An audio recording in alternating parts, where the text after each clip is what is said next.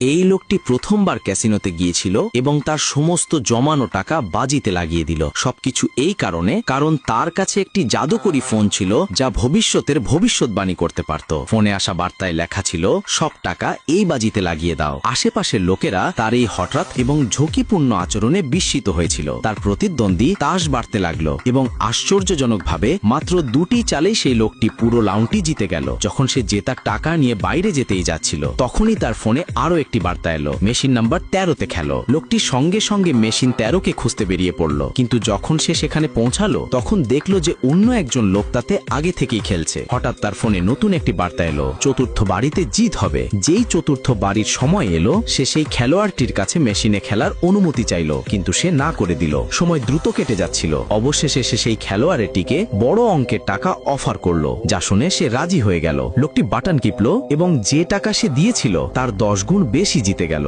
এরই মধ্যে ক্যাসিনোর কর্মচারীরা তার প্রত্যেকটি কার্যকলাপের ওপর নজর রাখছিল। এবার তার ফোনে একটি নতুন বার্তা এলো, $300 মিলিয়ন পুরস্কার তোমার হতে পারে। সে দ্রুত ক্যাসিনোর সবচেয়ে বড় মেশিনের দিকে গেল এবং তাতে একটি নোট ঢোকালো। মেশিন ঘুরতে লাগলো এবং এখন প্রতিটি ঘোরাফেরার সাথে তার হৃদস্পন্দন আরো দ্রুত হচ্ছিল। পুরো ক্যাসিনো তার দিকে তাকিয়েছিল। যেই মেশিনের গতি কমলো, $300 মিলিয়ন বড় পুরস্কারটি সে জিতে গেল। পুরো ক্যাসিনো হঠাৎ হাততালি এবং চিৎকারে মুখরিত হয়ে উঠল।